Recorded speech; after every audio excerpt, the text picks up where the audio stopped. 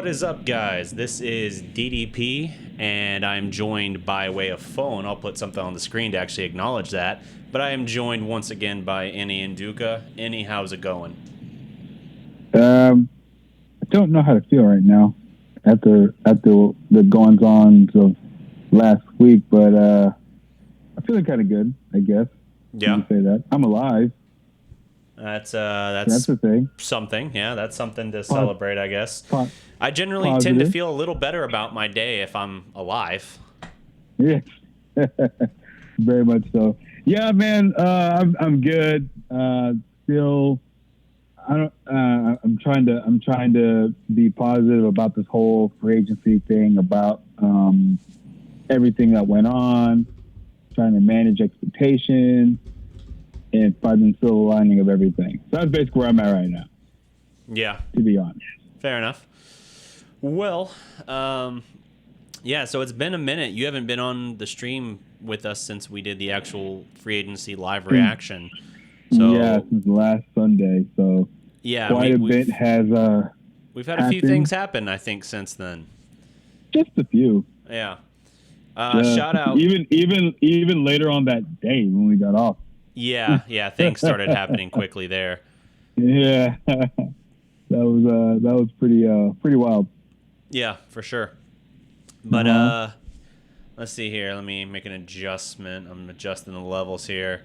Yeah, it was definitely a wild day on that, and the channel blew up over the week. You guys are awesome.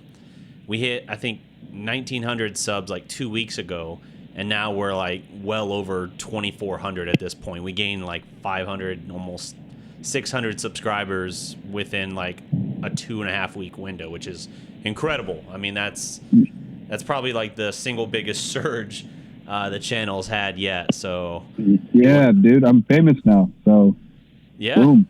Yeah. Thanks for the show. Thanks to you guys. Thanks for making me famous. Although I am disappointed. So Mavs Twitter is doing this like little awards thing, and no one has mentioned anything about me. So complete blow to my ego, but I guess I'll bounce back because I'm famous now. Yeah, I'm not as active in the Twitter game as I probably should be. So I'm not too. That's why I didn't win. I literally tweet like once every couple of days. Yeah, you're not going to win too many awards that way. Nope. Not at all. But my last tweet was about how my favorite player of the Mavs Summer League is Josh Reeves from Penn State. So nice. That's that. Anyway, so what's the first thing on the document? We got a lot to talk about. Oh, first of all, I gotta say before we get started, man, I got RIP to a legend, man. I'm sure. Did you get the news? No. We lost a great one today. Who's our great one? The Mavs traded away. Oh yes, I actually have it on the screen right now. Yeah. Man, RIP to a legend, man. Traded away Tottenham. Dude, we would have had the four tallest players or four tallest players in the NBA if we had brought them in. Man, that's probably how I got the deal done, man. We were struggling to get DeLon Wright. The two draft picks weren't getting it done, and then Cuban had to throw in his trump card and just like, hey, all right, we'll throw in Tottenham. Yeah, and that's what got the job done. So fair enough. It took us losing a legend to get DeLon Wright. So yeah, let's talk about that a little bit. Moment of silence. Moment of silence. Yes. Just kidding. Anyway, so we legit had a moment of silence. Yeah. I'm sorry. I played a drop over it, so it wasn't a real moment of silence. But anyway, yes, let's get into it. The DeLon Wright trade to the Mavericks has been made official. To get him, the Mavericks trade 2 second-round picks. Now, I believe these are the 2 second-round picks we got in the draft for trading down to get Isaiah Roby, correct? I believe so. I'm not 100% certain, though. Well, I mean, we can double check that, but we know it's 2 second-round picks and the rights to Satnam Singh to complete a sign and trade deal for DeLon Wright. There's a couple reasons I love this move. First and foremost, he was a restricted free agent that the Mavericks we knew that Dallas was interested in him. But to get him, you were going to have to either way overpay him and hope Memphis didn't match, or you just have to sit out 3 more days. And imagine if they had put in an offer sheet on him, and then at the end of 3 days, Memphis matches it anyway. Or you have to way overpay him just to get him, and it's like, dude, you spent how much on him? There are people already questioning spending, the 3-year, $29 million deal. But the thing is, for his value, I think even though he's not a great outside shooter, he's a 6'5", versatile defender, and he had 3 triple-doubles in the last 4 games of last season, 2 of which were against the Mavericks. So he's not by any means a poor player. His biggest issue has been that he sat behind DeRozan and then Mike Conley throughout his NBA career up till now. So it's not a sexy pickup, but I think it's a pretty good pickup. And when you consider, like I said, if it's the 2 draft picks from trading down to get Isaiah Roby, if you're getting Isaiah Roby plus your starting point guard and a pretty serviceable one at least, it's hard to really argue with that. You know what I mean? Yeah. So another thing that he's really good at is his free throw percentage was at 86% last year. That was really good. One of the things that the Mavericks are struggling with last year, Luka, of course, and we're going to add Porzingis, so that's going to help too. But Luka was very good at getting to the line, but he was not good at capitalizing on that. So you're adding another guy alongside who can defend, but also he can create. He's a very good creator, like you said. 3 out of his last 4 games, he had a triple double, 2 of which was against the Mavs, right? So he can play make. The only chink in his armor, if you will, is the fact that he's not that consistent at shooting the 3. However, his best 3-point year was the 2017 year, and he shot 36.6%, and he had the most attempts at 153, which last year, last year he shot, what was it? Around 30 something. He's about 30. 30, he shot 33. 32, he was I want to say. 33 with Memphis. With Toronto. And after he got traded, he shot 25 with Memphis. So, but here's the beauty: Toronto, as good as Kawhi Leonard was, and Memphis, they didn't have a playmaker like a Luka Doncic. Right. What was in the stat like Luka? With Luka on the floor or whatever, or the Mavericks in general, mainly because of Luka. The Mavericks were like number 3 in terms of like open threes that they were shooting. Yeah. Or that they got. So, Luka can create, and add the fact that we have Kristaps Porzingis that's going to create some room. DeLon should probably have a little bit of room to probably up that percentage. So probably about, let's say 34. Probably not, Danny Green like we were hoping to get. Yeah. But, add Seth Curry to that. We're going to see some pretty good basketball. Like our roster right now is probably not what we hoped it will be at the beginning of the month, but that's very safe to say. Very safe to say. But I think with the addition of Kristaps, with Luka, hopefully getting better, with some interesting pieces that we've added, I think we can possibly see some good basketball coming in next year. Yeah. Or that could just be the optimism in me. I'm typically an optimist when it comes to Mavs basketball, but we'll see. I was thinking, and I want to get your opinion on this too, because I was trying to go through the potential lineups that we've had, and I really am not set on one. Like, I have no idea. I've usually, especially because I've been watching Rick for so long, I can kind of guess what his lineups will be, but I have no idea this year. I really don't. Yeah. I'm hearing that he's thinking DeLon might be a starter. What would it be? DeLon?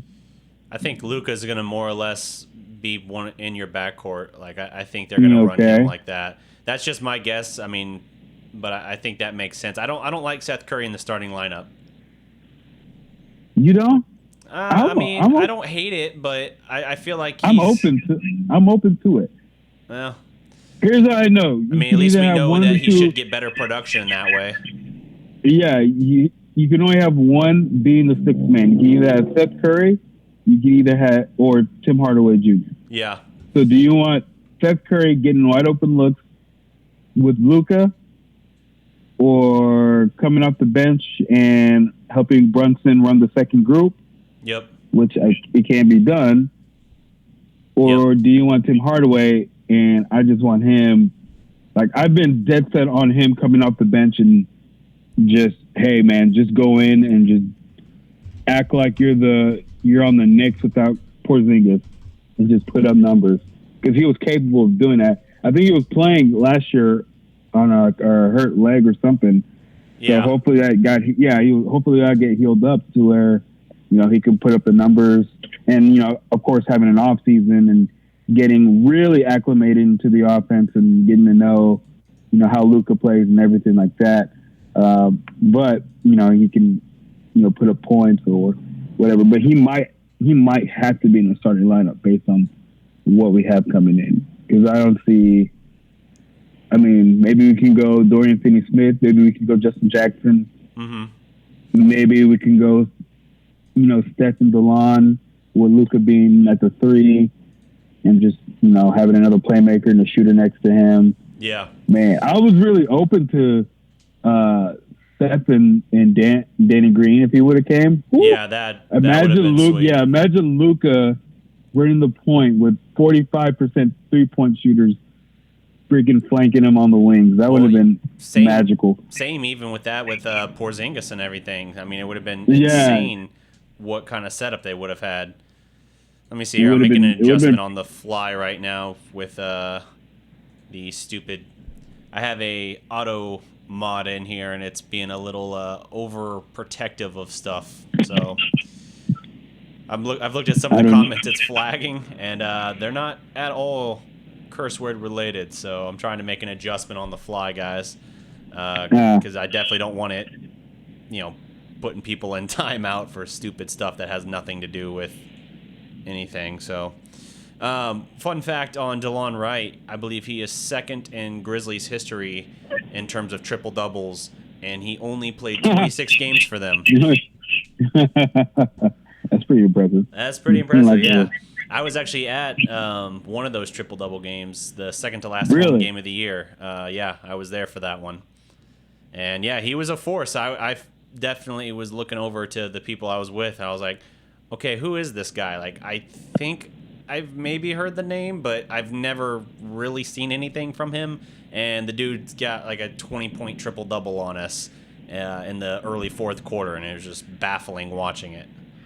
Yep, he was playing extremely well against us. Hopefully he'll play well with us. Mavs penciling in Han.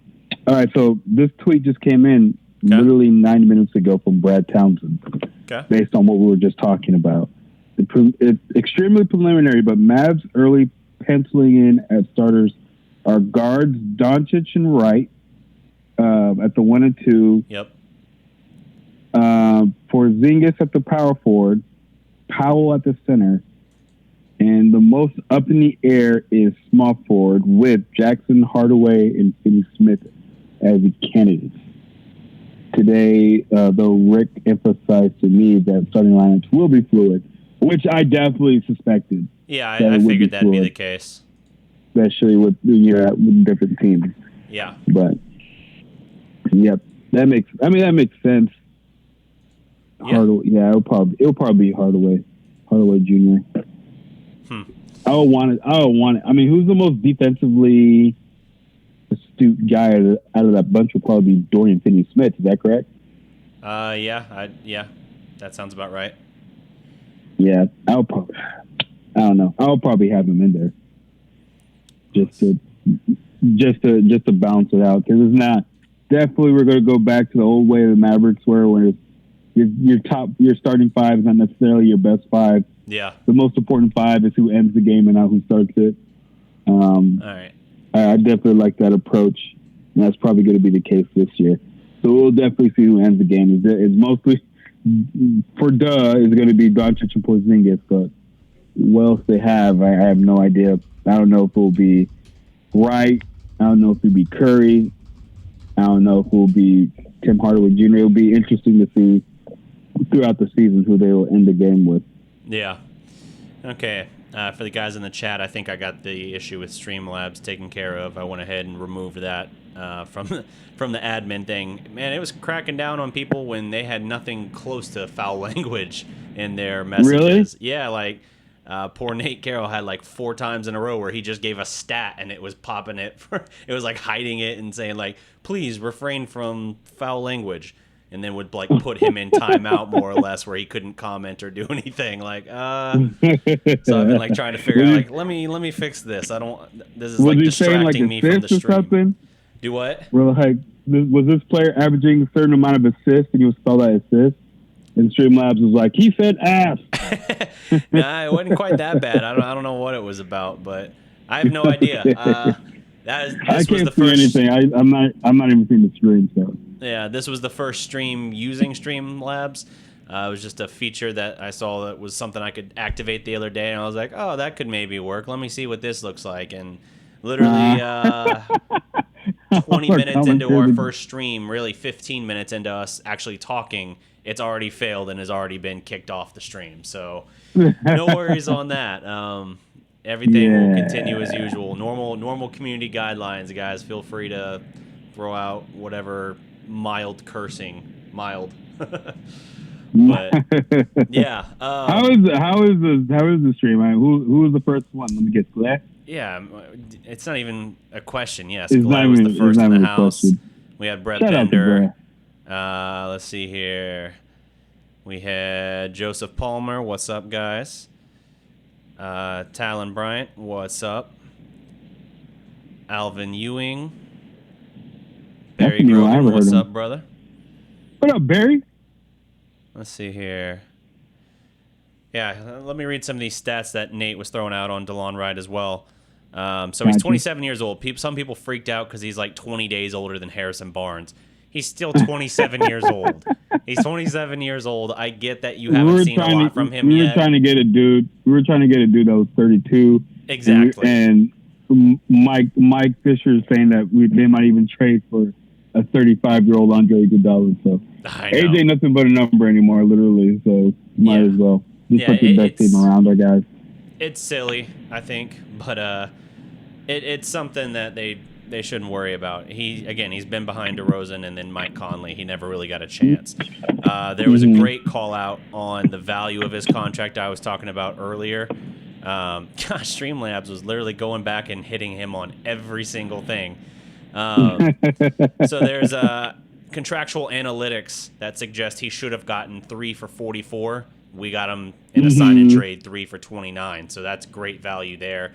And that alone, I think, makes it a worthwhile thing. Again, this is what the Mavs do pretty well. They get to a point where they miss badly on the big names that they want in free agency, but they tend to be very good at scramble mode. At the very least, getting something halfway respectable, right? The Harrison Barnes move that we saw a few years ago, that was at least something. And now this year, you add Curry, Bobby, and now you add DeLon Wright. And again, that value is much better. They could have thrown 3 for $44 at him and maybe still gotten him, but they wouldn't have gotten near the value. And that makes him now the 9th player on this team under contract for at least the next 3 years. Can you list them off on the top of your head? You said what? DeLon Wright, with his new contract, is now the 9th player on the Mavericks under contract for at least the next 3 years. Can you list the others? I heard that. I thought you said something about my headphones on my head. I don't know what the hell you were listening to, but I said nothing of the sort. That's how I was like, what did you say? No. No, man, that goes along with your continuity video that you put up. So yep, it's definitely a change of pace from what we're used to. We're used to seeing wild swings in terms of roster movement year to year with these 1-year deals and plan powder and keeping our powder dry and all that stuff. But it's cool to see that we're gonna most likely, and I guess we're beginning to learn things that if you can strike deals, you don't necessarily need the cap space. You can always create it. Mm-hmm. There's always going to be someone to trade with you or whatever. And we can still trade. We can still, create more if something else opens. We have 14.6 right now, and we still have Courtney Lee on the team. We still have the option to stretch provision, stretch him, or if someone wants to get him off our hands. We don't have the two draft picks anymore, so that'll probably make it a little harder to sweeten the deal with him. But we can still make some things happen. Let's say if we're trying to get like a Robert Covington, or I think the Dragic thing is out, which I didn't want that to happen anyway. Too expensive for someone that I think we can get him next year. He'd be a free agent next year, and I think that'd be a fairly easy get for us next year. I don't know, maybe. You know how free agency tends to work for us. Well, okay. I don't think he's not going to be like a top tier. He's going to be a role player. Yeah. Yeah. There's plenty that they can still do. They can still make some kind of move, like you said, with Lee or Hardaway. I think as I said earlier, since there are 9 guys now under contract for the next 3 years at least, it's not like I think all 9 of those guys are going to be on the team 3 years from now. No. But what you're doing, and we illustrated this with the point with DeLon Wright, you're collecting very affordable, tradable contracts where you can give some decent role players, package them as part of a deal and all that, because we know this team does best in trades, right? For better or worse, Mark Cuban knows how to swing a blockbuster trade. The bad example of that is the man's jersey that I have to wear right now, Rajon Rondo. I was gonna say you better be freaking wearing it. I can't see right now. Whatever. Yeah. I still hate you. But yes, Rondo, that was a disaster, no doubt. But that was a huge blockbuster trade that no one was really expecting the Mavericks to be able to pull that off, and they did. Obviously, just last year, the Porzingis trade. Like, you have these moves that they're able to make that can kind of change that dynamic. For whatever reason, they just suck at free agency. They don't know how to get top-tier guys, and it doesn't even matter. We thought, hey, Porzingis and Luka. I know we haven't seen Porzingis in like over a year on the court, and Luka, despite getting Rookie of the Year, it still just doesn't quite yet have that same draw to bring people in. Not yet. But it's still something. I still believe that one day it will have a draw. But one thing that is stacked against us, and I know everyone talks about how Mark Cuban can get the big fish or whatever. What's holding us back is location. We're not on the coast. We're not on the East Coast. We're not on the West Coast. And that's the glitz and glamour. Like, if you look at all the top free agents, where did they go? They went to a coast. Kevin Durant went to New York. Clay stayed in Golden State. Kyrie went to New York. Kawhi went to L.A. What was another? Butler went to freaking Miami. So, I mean, these are places where people go and have a good time. And, Dallas, in terms of a destination, financially makes sense. Mm-hmm. I mean, more than just taxes and everything. More than just taxes and everything like that is the fact that we're never more than a 6-hour flight away from any away spot, so your travel time is cut down. Because we're basically in the middle of the country. So I guess that's very beneficial. You're not traveling, cross country if you're living in LA. But all the Hollywood stuff, we're gonna have to contend with that. Sure. And showing Luka, showing Kristaps, and make us producing a level of basketball where people can come in and they feel like they can make a contender. They can definitely put us on another level. That's what but they haven't seen Kristaps in a year, and Luka's only been in the league for 1 year. I guess you can say we kind of hyped ourselves up a little bit in terms of what kind of draw people will think. I mean, we're almost able to land Kemba, but Boston so happened to lose out on Kyrie and Horford, and as soon as that happened, Sure. they made themselves available, and Kemba just like, oh well, it's Boston, that's almost East Coast, and Right. slow, and they had Jason Tatum and stuff like that. They've been to the Eastern Conference Finals and stuff like that. So, Right. I mean, it definitely helps them. Would Kemba Walker be a All-Star if he was in the West? If he was in the West, probably not. No. No, Not if Dame gets So it's snubbed every year. Better, exactly. It would be better for his career if he would remain in the East, because Sure. he can be a Eastern Conference All-Star pretty much for the next couple of years. Let me ask you this. So we were talking about, Dallas kind of keeping things set up where they could maybe swing a mid-season trade or something just before the deadline with these kind of contracts. Let's throw out a couple quick mentions of contracts we don't want on there. I don't want to see discussions of Russell Westbrook to Dallas. That's Absolutely. I've seen a couple people throw that around, not so much in our chat, but in general. Matt's Facebook in particular. It was on the radio today. Yeah. It was on. Yeah, they were saying, "Would you trade Porzingis for Russell Westbrook?" I almost damn near turned off the radio. Was that the fan? Well, that was the fan. Dude, they have. I'm sorry, dude. They have no It was business G-Bag. talking Mavericks. G-Bag, they don't. Yeah, they don't. They're more for. It's the like flagship stuff. insulting sometimes how bad their topics and subjects are, or just the points they make on that. Look, Russell Westbrook, setting aside the fact that he's 32, something like that now. Setting aside the fact that he's 31, you said. Yeah. Okay. Setting aside the fact that he's 31 years old and has had multiple knee surgeries on the same knee.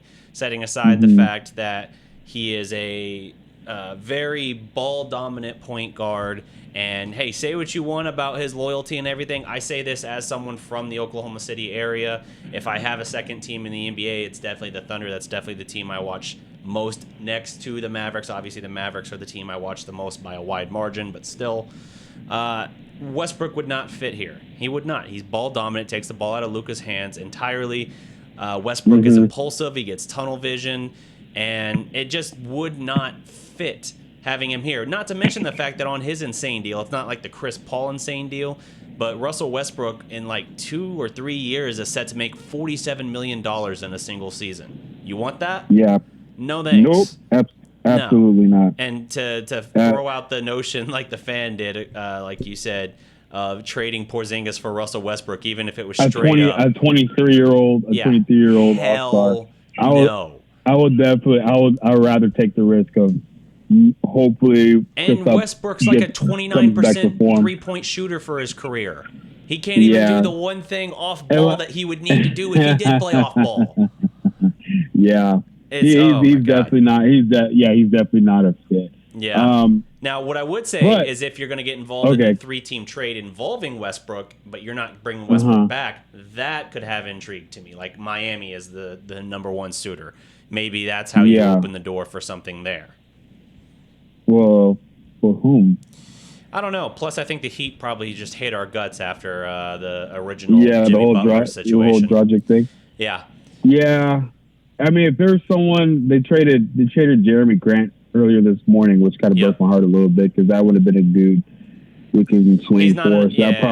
He's a long, versatile defender, athletic as hell, but another guy with not really any 3-point shot. He's gotten better, but Jeremy Grant wasn't a great fit here either, and he went for a first, which Dallas doesn't have one to offer. So, obviously not. Yeah. People are throwing out Roberson.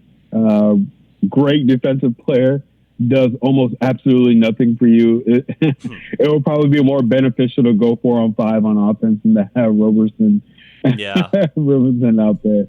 That's being a little hyperbolic, but still, he does almost nothing for you on offense. Now, if you but he is a terrific defender, though. Yeah. Now, if you are talking a trade with OKC for, say, Steven Adams, you have my attention. Yeah. Yeah. I know there are some people that are questioning his fit because of foot speed and guarding in the pick and roll. But not everybody's a Golden State, and I think Steven Adams alongside a KP works well. And Steven Adams, he gets paid heavy money too. He makes I think $25 million this year. I think then 27 and then 28 to round out his contract. I actually have a feeling his next contract's not going to be so bloated because part of that was on the potential they were anticipating for him. They were thinking at the time they gave him his previous deal, if you recall, it was after the 2016 up 3-1 in the West Finals on the Warriors. They thought he was on the cusp of breaking out and being an all-star, and he's never flirted with that since. I love the guy to death. Fantastic screen setter, hard-nosed, hustle, great locker room guy and all that. Good low post game as well.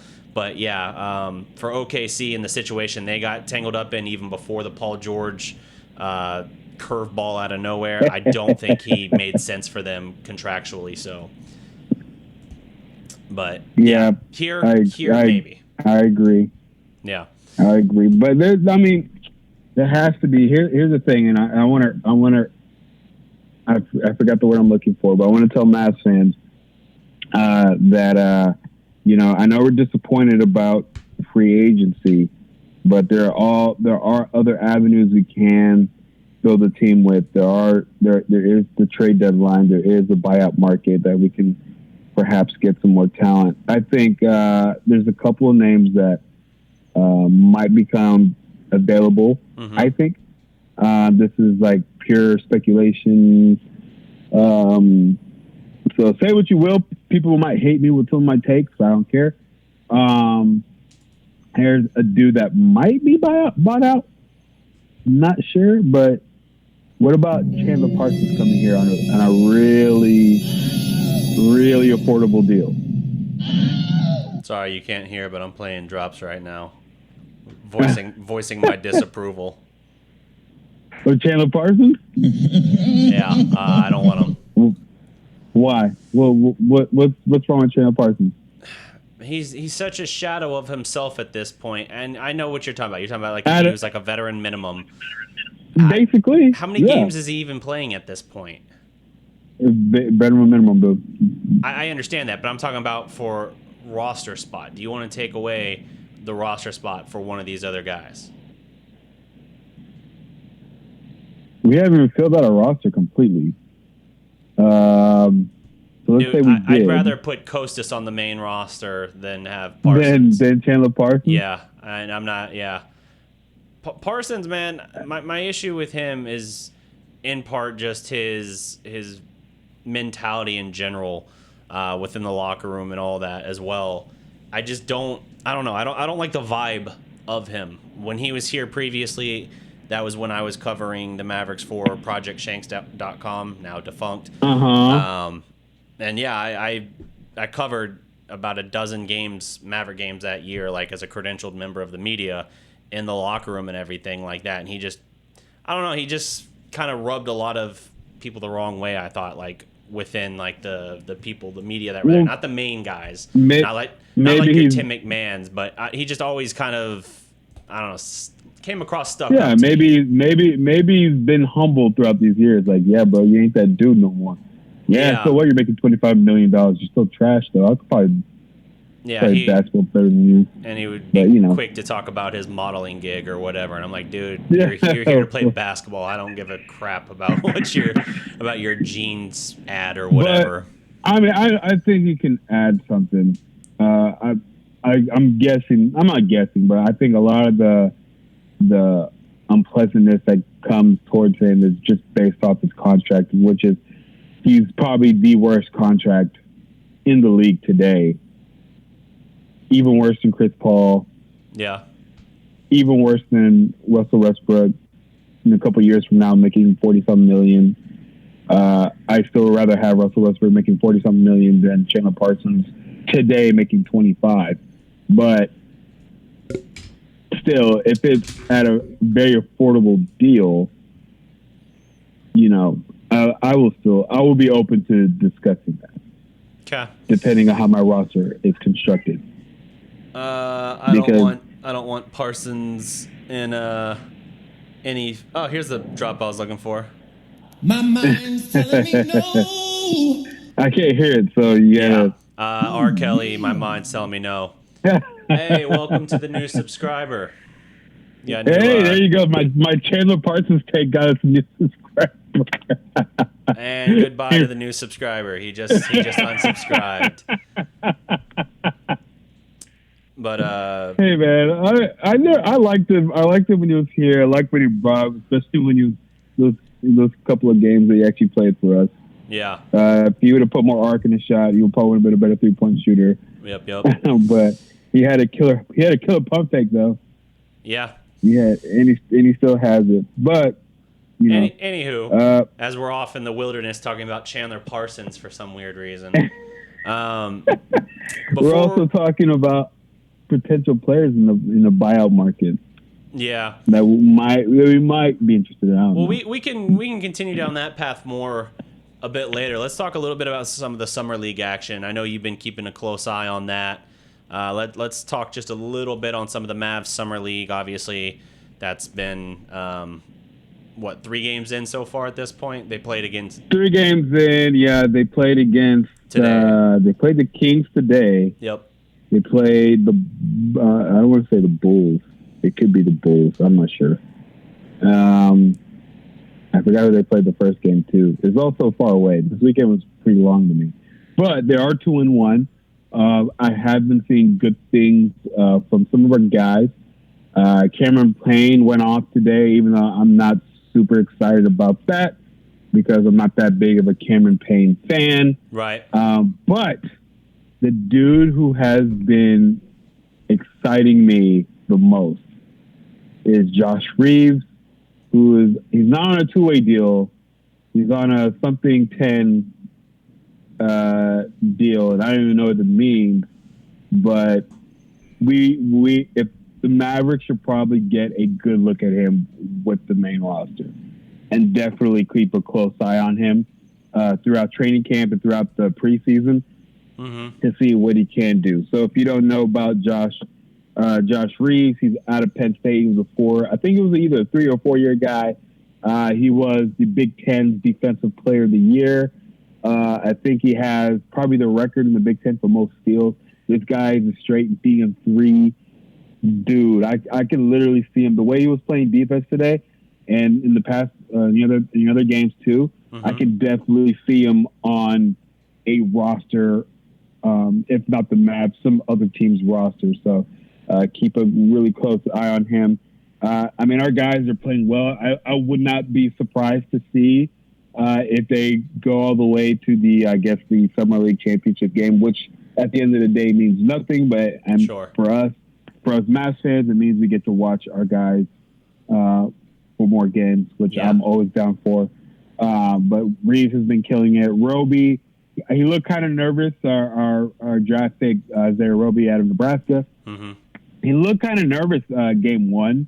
Like he'll do things like, when a player is nervous, like routine things that you should be doing on an everyday basis, playing the game of basketball. And sloppy, yeah, he's not catching the balls, and stuff like that. And it's like, come on, dude. But game 2, he looked like he made a turnaround. It looked like he was a lot more comfortable. He put up 14 points. Yep. He was like a plus 35 in that game too. He was what? He was like a plus 35, I think, in that second game as well. Yeah, he was very good. He gets blocks, gets rebounds. I think he was a point guard at some point, and he had a growth spurt. Yes, yeah, he came to Nebraska as a point guard, hit the growth spurt, and got moved position wise. Yeah, so he was playing. So he's looking more like for us, like a 3-4 type guy. Yeah, and you can definitely see the point guard in him. He's a very, very good passer. And you were seeing that he was throwing dimes in game 2. Now, I don't know about game 3. He definitely had an off day. He wasn't very productive, but it was definitely Cameron Payne, Antonius Cleveland, and Josh Reeves who was picking up the slack. The thing with Cameron Payne... go ahead. I was going to say, sorry, didn't mean to interrupt. The thing with Cameron Payne... He's been in the league 5 years, and he's still playing in the summer league, which is already a red flag. I know he hit 7 threes today. That's great. I've seen him since he was a prospect for the Thunder. Then he got shipped to the Bulls. Disappeared after a year or so there. I honestly didn't even know he was still in the league until Summer League rolled around. And I don't have anything against him. It's not like I dislike him. But I think people see the number and they see how many threes he hit. And I think there's something, too, when you got a smooth left-handed shooter. It just, something about it just looks that much nicer. You know what I mean? Like, it looks more impressive than if it's a right-handed shooter. And I just don't view him as an option. I don't even think he's an invite to camp or whatever for the Mavericks. And if he is, I certainly don't think I hope not. I hope whatever spot he gets goes to Josh Reeves if it's between the two of them. I mean, Cameron Payne, he's still, the only thing he's really known for is his dances that he was doing on the sideline. His handshakes, with Steven Adams, Westbrook, and all of them. I mean, and yes, he did show out today. He had a good game. He almost brought us to victory after we let go of a 15-point lead. And then they got like a 6-point lead, and then he proceeded to go off on the Kings, and then we lost. But there's other guys that I really want to take a good look at. I want to see what for I guess the real entrenched deep Mavs fans like Max and stuff like that. I want to see what Steven Thompson Jr. can provide in terms of shooting. He was a very good shooter for Oregon State back when he played, but there is a reason why he's probably not getting playing time in the summer league. So I only know so much. I'm still down here in Texas. I'm not in Vegas or anything watching him play, watching him practice or anything like that. But he did get a little bit of playing time. Game 2, I guess it was against the Bulls, and then he put up 8 points. He was like 2 for 3 with threes, and his shot looks really pure. So it's something that was really exciting. I was doing a little bit of research on him. Hopefully, in the next couple of games, he can get a little bit more playing time and he can show the Mavs a little bit what he can do. But of course, we got to play Cameron Payne. Yeah, even though he's like 30. I don't know if he's quite 30, but he's definitely. I mean, I'm trying to think here. Cameron Payne, he's probably like 24. I mean, probably. Yeah, and Steven Adams, I mean, he's 25 probably. Still. That's insane. It feels like he's been around forever and been quality for a while. Guys are getting in young, and imagine when they're high school players back in the league again. Yeah, he'll be like in the league for like 10 years and only 28. Yep. They're like, golly. Like you've been here for a long time. Not a game. But let me look. Cameron Page, age. We're talking about Come on. Yeah. Who's Cameron Boyce? Let's see here. So, yeah, it's been it's a promising start for the summer league team. I'm intrigued by what I've seen from Roby. It's great seeing him fill the stat sheet the way he has because that's what they want him to do. I don't think he's going to walk in and immediately have a big impact as a rookie for the Mavericks and being drafted in, the 45th pick, I think he was? He was the 45th pick, yep. Yeah, you wouldn't anticipate him having a big role as a rookie. But, things happen sometimes. Obviously, Jalen Brunson got to have a pretty big impact, and he was a second-round pick. Granted, he was still in, 31, 32, something like that. So, yeah, it just depends sometimes, but I'm intrigued to see what he could potentially develop into because not a lot of our developmental guys have come through the system and really worked their way up. It seems, you have your Dwight Powell and your Maxey, but Powell came from elsewhere. Maxey had already been playing, overseas and everything like that. So it's intriguing to have the prospects here that we're going to see, whether it be with the Legends or in the Summer League, and then you actually think, okay, now maybe in the next couple of years we'll actually get a decent look at them. It'll be interesting to see what they do with him this year. I'm not even sure if he'll be able to be on the main roster full time. He'll probably be in street clothes a lot, if not playing in Frisco. Because we have Justin Jackson, we have Dorian Finney-Smith. We're probably going to have Tim Hardaway Jr. playing a lot of the 3 this year. I don't see him getting a lot of time if he tries to play 4. I don't see it. He's coming from a guy who's a point guard, but a couple of years ago.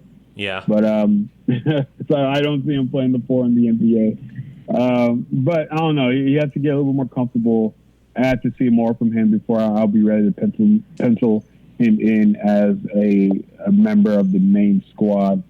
But I do see some things that are promising indeed. He needs to. I need him to shoot more threes. He tends to get looks and just like not do anything with it, and then drive. Well, that's part of what he has to like develop two dribbles. on. Yeah, and it has been done before, so I'm not tripping about it. And he keeps struggling now. Jalen Brunson struggled in the summer league last year. Where is he at now? Exactly. Some people are penciling in as a starting guard. You know what I mean? Trey Young, he struggled in the freaking summer league last year too, and he was first team all rookies. They were building a team around him. You know what I mean? So don't take summer league too much into what happens in summer league. Like you don't put too much stock in it, but it's just fun getting a good look at players and stuff like that. Yeah, I mean, summer league, you can't really judge anything. I mean, last year Dennis Smith Jr. was underwhelming, and look what he did in the regular season. Mm-hmm. He was kind of underwhelming, but still, he had some bright spots. He was underwhelming in summer league, and we still were able to trade him for Porzingis. So hey, I don't see any problem. Take that to all those people who say Dennis Smith from Mo Bamba straight up. I was ready to fight people on Twitter. If there was like a fight button you could put on Twitter, like, no, you're dumb. Are you kidding me? Yeah. Freaking Mo Bamba for Dennis Smith straight up. I was like, you guys are crazy. And then we got Porzingis. And even at that, it was still bittersweet for me. Right. I mean, anyone who follows us pretty closely knew that I was really big on Dennis Smith. Sure. And I wanted him and Doncic to work together, but, I thought they'd at it least was for the best. I thought they'd at least have half of this coming season, but obviously with a situation like the Porzingis thing falls into your lap, and then you had exactly. And on top of that, it just wasn't mixing at all. It was to the point where Dennis was, they were saying it was like a back injury or something. He was just away from the team because of tension. So it wasn't going to work, and the fact that we were able to spin that into Porzingis is pretty amazing. But yeah. Let's talk a little bit here on some of the other free agency stuff. We touched on it a little bit earlier. Just to quickly run through this as we get ready to close out the show. We've already been going 52 minutes. We'll go maybe 10, 15 more minutes and then wrap it up. But man, it goes by so fast. Yeah, this show actually did go by pretty fast. We had a 5-minute intro count in, but that's still not much. But the big move, obviously, the final domino that finally falls is you have not only Kawhi Leonard picking his team, but he doesn't go back to Toronto to defend the championship. He doesn't go to LA to make the most absurd Big Three super team of all time. He goes to the Clippers, but he doesn't go alone because he pulled a power move that I didn't even know was like in the cards. And this is kind of, I'll be honest, this is, you're gonna view it as my frustration over this only because it affected like a team that I also follow. But I do think it's kind of frustrating. We've talked before about how basketball is kind of headed towards like almost like the NBA is almost heading towards like an AAU type system where every year you're basically a free agent even when you're not. Paul George, he goes in this deal. The Clippers swing. It's like a historic trade in the sense that it's the most players for a single player in NBA history in terms of draft picks. Like the Thunder got 4 unprotected first-round picks, a protected first-round pick. They swapped first-round picks 2 other years with the Clippers, and they were able to then get Shai Alexander and Gallinari.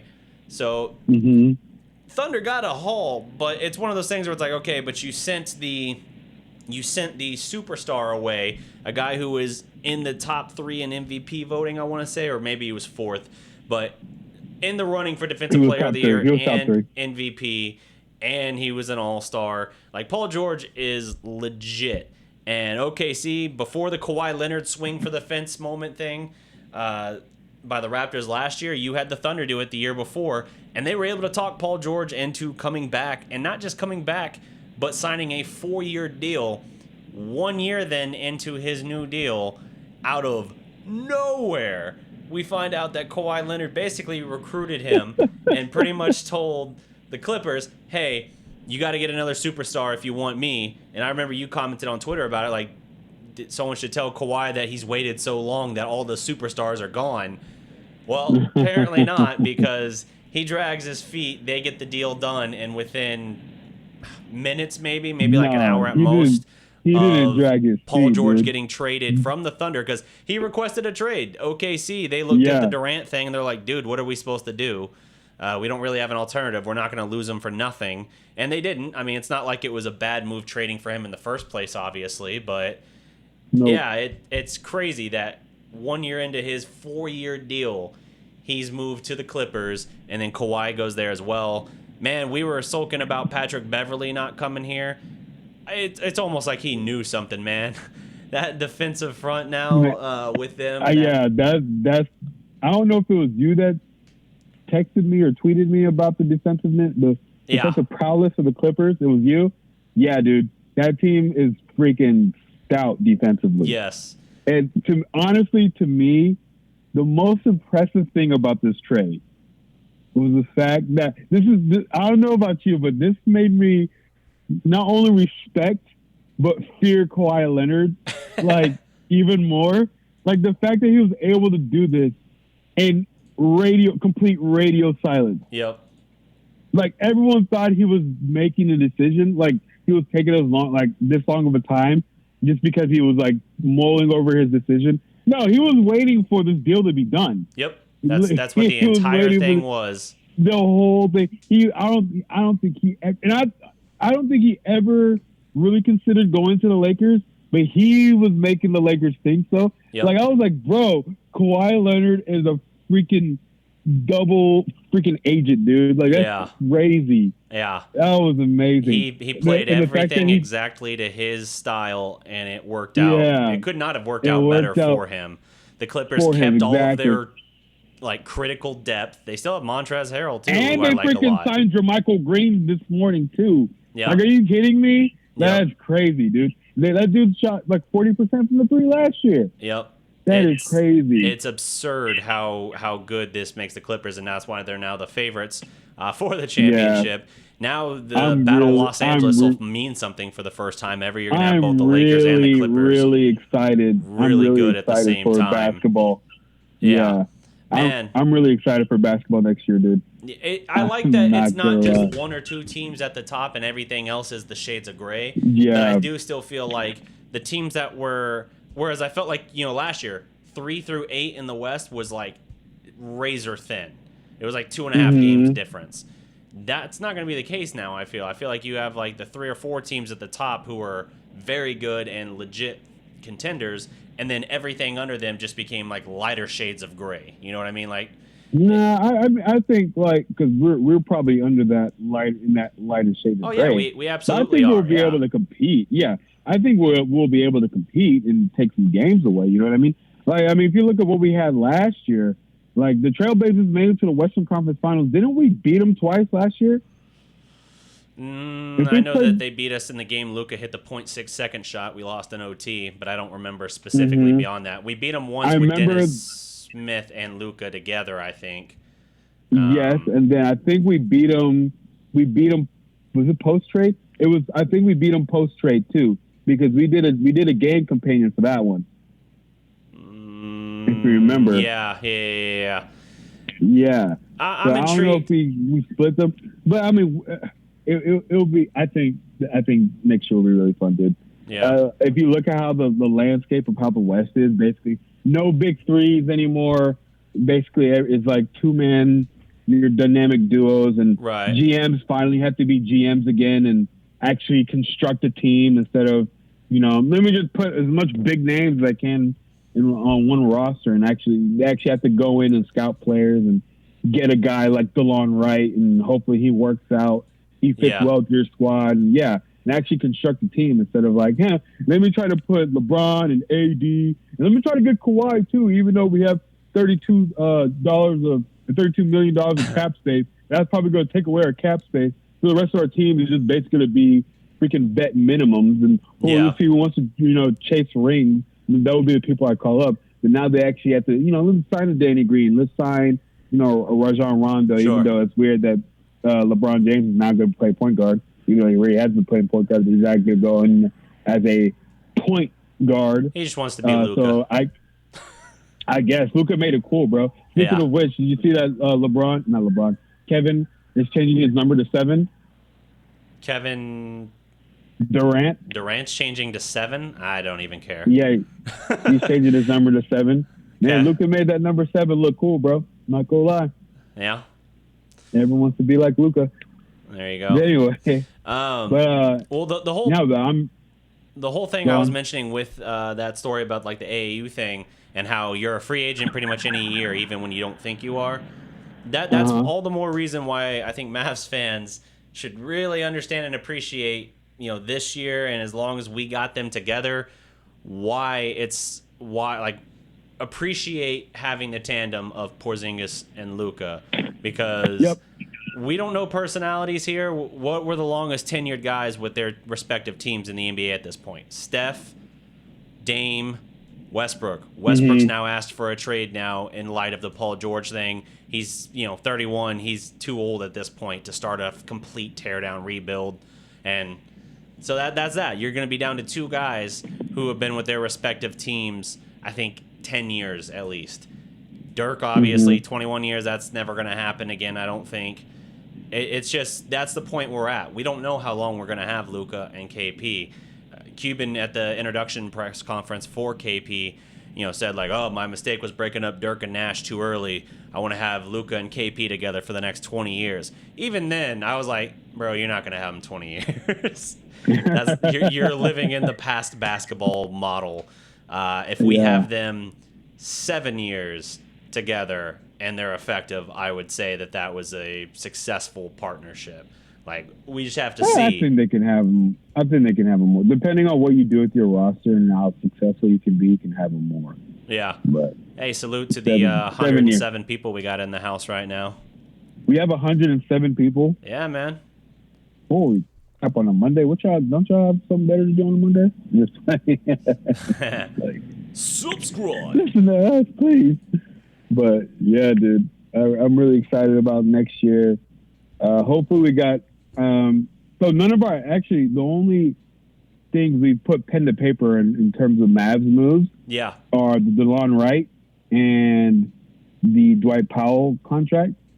Am I correct? I believe that's correct. What's your if you're reading the tea leaves, what does that mean?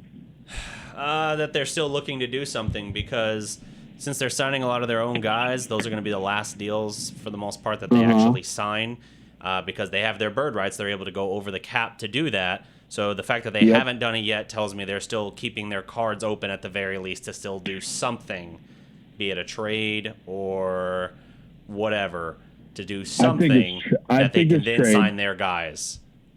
I think it's trade, because Mark Cuban did say that they're pretty much done with free agents. Yeah. So they're probably focusing in on trade. So they're probably trying to get in on this Russell Westbrook make it a 3-team trade, help them facilitate.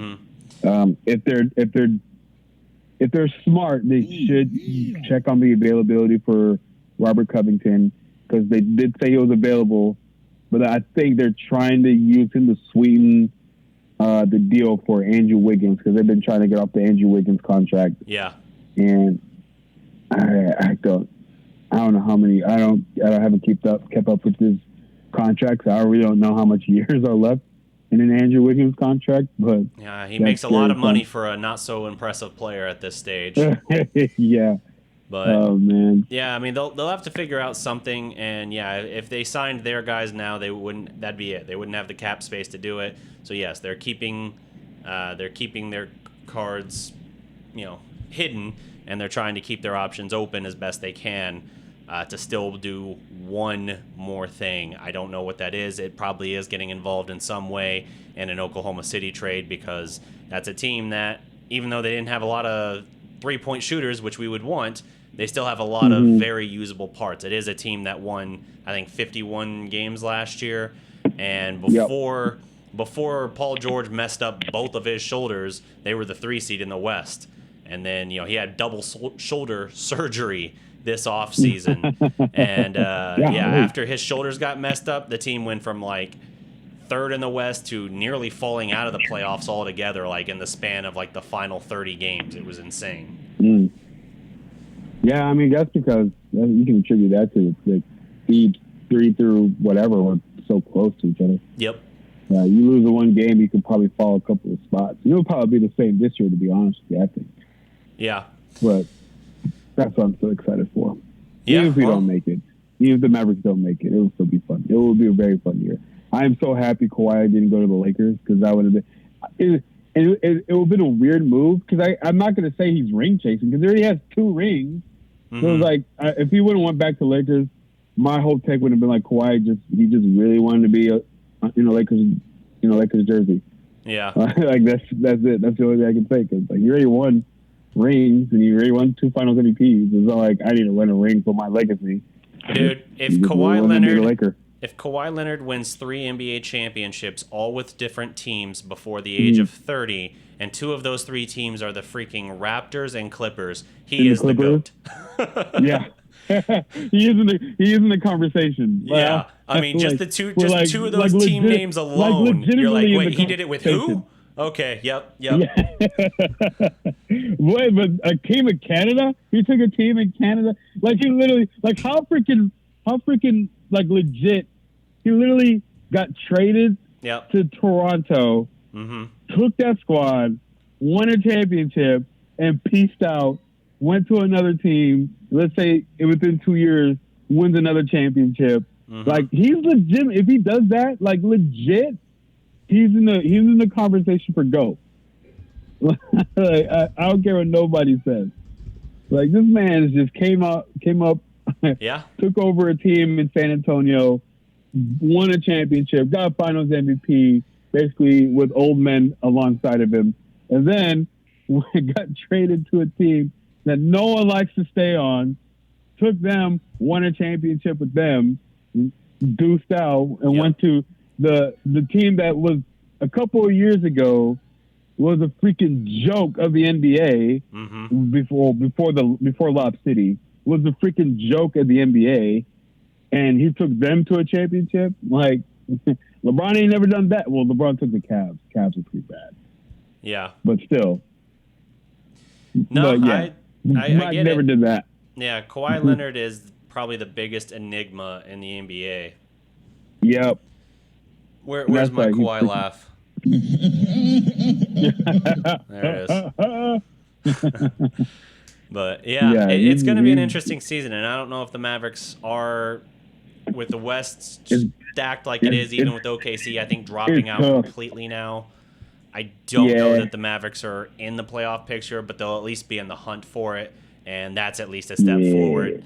For me, I just want to see what we got with Luka and KP. Can Luka When continue to take... when are we going to do our prediction or playoff predictions, at least for the West? Yeah, we'll do that before the season starts, probably during the preseason. If you guys want, we can do we'll have to look at the schedule if we haven't already, but we'll pick a game, start of the season, and we'll look to do another one of our live remotes. We'll do a live remote somewhere. You guys can come out, watch the game with us, and we'll be live streaming our reactions, everything to the game, our game companion setup before, and you guys can jump on with us. We did one of these last year, but we were a lot smaller channel then. So if you guys are interested, if there's some demand for it, we'll do it again. Hit up Max and Barry. They can tell you about last year, how much fun we had with that, with Luka versus Young 2. Trey Young versus Luka Doncic, the rematch. Hopefully we'll do it. We'll actually do it in Dallas, though. Yes. not Allen. Yeah, we'll look to do something like that. But that was far. man, we're up to 122. I hate to jump off the stream, but man, yeah, golly, yeah. Look at us, man. Like I said, man, we're celebrities. But yeah, if you guys haven't already, subscribe to the channel, like the video. You guys have been follow us on Twitter. I'm trying to be better on Twitter. Okay, yeah. At Dallas Prospect, all one word, is our Twitter handle, the primary one, and then give them yours. It's Any Duca underscore DP. Can you type it in, bro? Ain't nobody good. Ain't nobody gonna. All right, here. Ain't Tell you what. nobody- There you go. I put it under your name. DeLon Wright will wear number 55 for the Mavs. What a freaking G. Well, hey, I mean, he pairs well with Luka as the backcourt then. Oh, that is true. 55 and 77. Yep. And then there That is is Dallas true. Prospect. And if you want my personal one, there you go. DDP Wrights at Dallas Prospect and at any Induka underscore. When's the first Mavs game? First Mavs game, I'd have to look at the schedule. Salute to our new subscriber. Boom. Boom. Another one. I'm trying to look See it up. here. Talk right quick. Saul. What's the new subscriber's name? I had something up on the screen, so I missed it when it went by. Gosh darn it. No, that's not it. Do it too. Were you trying to look it up too? No, I was putting your thing there again. Your Oh, you Twitter haven't handle. done it yet? Unbelievable. I was putting it back, you jerk. Mavs schedule. I want to do a game companion for the first game for the Yeah, season of opener. course. Yeah, But we'll it absolutely depends. do something for the first game. Oh, I got a new follower. Look at me, I'm famous. There you go. He's so happy and proud. But That's not it. March. What But yeah. the heck? let us. I'm seeing schedule's not out yet. Is it not out? No. But yes, guys, okay. let us know again on if you want us to do the live remote. If you guys will turn out, if you guys will come out and hang out with us, we'll absolutely do some of these throughout the season. We want to actually be out and interact with you guys, get a chance to meet some of you. Each of us has had a couple times where someone's come up to us in public. I think, Annie, you said yours was at. There's our new subscriber, another one there. Rangers game, yeah. DYL523, what's up? Or is that 1523? You get the cool Luka Doncic sunglasses drop GIF looping up there. Boom. But yeah, Annie had someone come up to him at a Ranger game, recognizing him from the channel, and I met someone at a Mavericks game, the game I mentioned earlier, the second to last home game of last year. Guy The said, DeLon Wright. yeah, starting I guard. had the DeLon Wright triple-double game, the first of two against us. So yeah, had someone sitting in the row behind me recognize me and just was like, DDP, and I was like, looked around like, what the hell? Like it's a little surreal, but it's cool meeting you guys and interacting with you. So It was less surreal for me because the dude didn't refer to me to my name. He just instead used DDP. he knew the channel, he knew the name. He did not know. He knew the name. He did You're not a know if friend. DDP See, was the white guy or the black guy. I just need I just need my own brand, I guess. Yeah, yeah. We'll have to figure out something for you. But anyway, we're gonna wrap up this stream, guys. Thank you for tuning in. We'll have more for you here, maybe later this week. If not, then certainly Sunday I'll be back, and we'll talk some more Mavs Summer League as that rolls out, and we'll give you the whatever the latest news is. Maybe we should start putting some of these segments together, where we actually go back to some of our list-based stuff we were doing, but discuss them on the show. That might be a good way to fill out some extra content and keep people engaged as we go into a little bit of a lull here in the near future. Yep, I agree because we're gonna hit that time where post free agency frenzy. We're almost crossing that line post summer league, where literally nothing is happening. So we're gonna need to fill out some content somehow. Okay, cool. Well, we'll do that. But until next time, guys, that's going to do it for this show. Thank you for tuning in. And until next time, Annie, I'm going to give you one more chance. Just one more opportunity to get this right. All right. I'm not going to mess this up, I promise. I will hit the hang up button if you get this wrong. See, you always do this and it makes me nervous. All right. And remember, every legend was once a prospect. Okay. There you go. Salute, guys.